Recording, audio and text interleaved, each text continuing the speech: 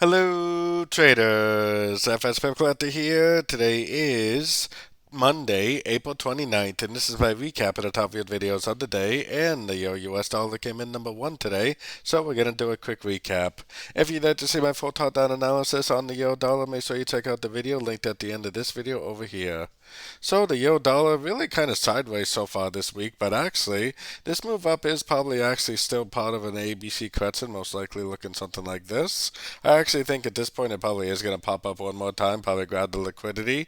Then if it makes an engulfing move down, especially if you get a nice break of structure, that is what would tell me that this is a wave B, and that at that point most likely it will still go down for that wave C, just like I mentioned in this morning's video. So I still think this is the most likely scenario, but we do have to be careful because all the higher time frames are in an uptrend. Sometimes what we think is a wave B will just keep on trending up and make new highs. So we definitely need to be aware that all the higher time frames are in an uptrend. But if we do see evidence of a wave B, we should definitely take the short for most likely the wave C down.